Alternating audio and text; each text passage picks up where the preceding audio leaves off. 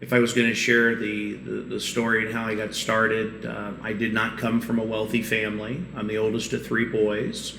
My father had died at an early age, at the age of 46. And I was always a hard worker. Always had a really good work ethic. Even growing up, even 14 years old, had a lawn business in the neighborhood, mowing lawns in the summer. And, I worked construction and worked in the grocery store and worked as a waiter and cleaning pools and I was always the best at whatever I did. So when I got introduced to network marketing or having your own business or a home-based business, I brought that work ethic with me. But, I didn't have a higher education. I didn't have a lot of money. I didn't have a lot of experience, a lot of background in this type of business. But what I was lacking in those areas, I made up in a willingness to work, a burning desire, a willingness to work and being really teachable. Finding somebody that's hungry, that's dissatisfied. And I talk about, people get started in this business sometimes out of inspiration or desperation. Mm-hmm. And for me, it was out of desperation.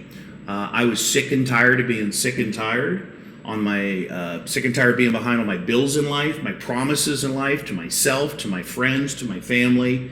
And I was looking for some things to change in my life and was very dissatisfied. So when I got introduced to the opportunity, I became a customer first, which, really in this business, the first step is to become a satisfied customer, a raving fan customer, where you have that passion and that belief in your product or service.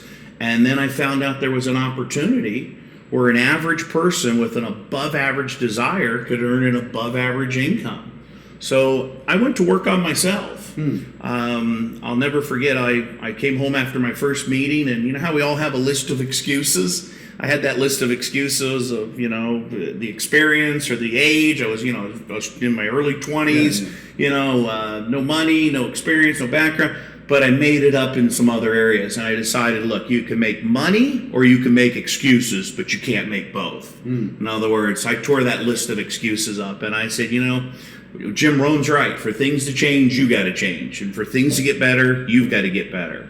And you can have more in life if you become more in life. And as you grow, your business grows. This business is almost like a course in personal development disguised as a business where you can go out there and grow and become more. And so I got off to a really fast start. I understood what Zig said, you can have, if you help enough other people get what they want in life, you can have everything you want in life. So I got off to a really quick start, started sharing the product, sharing the opportunity, building a team. Before you go any farther, let me just back up for a second, because there's so many little gems in there, like little nuggets, and anybody who's ever watched any things that I've talked about, what do I always said? There are three elements that you have to have: a burning desire, a willingness to work, and being coachable. Guess where I got that? This guy right here. I've been repeating it for 20 plus years because it's the absolute truth. Sure. The one thing that I add to that sometimes is if you have a little bit of competitiveness, not to make somebody else lose, but to want to win, to push yourself to be better. How old were you when you got involved in the network profession? Well, I got first introduced at the age of 21. 21. And did you? I'd like to say I was 12 when I got started, since I've been around for 25 years. Well, now, I think you're doing just fine. You're the youngest guy I know that's made this kind of money in the network marketing profession. But did you, when you first got started, did you feel insecure about talking to people? I want to talk to the young people out there for just a moment about just being 21 and talking to people who are older than you, maybe more successful than you. No, because you were a waiter, right? Yeah, I was waiting tables, and I was a very good waiter. I was the best waiter. Like I said, anything I did, I had a very good work ethic at it, and I used my age as an advantage, not a disadvantage.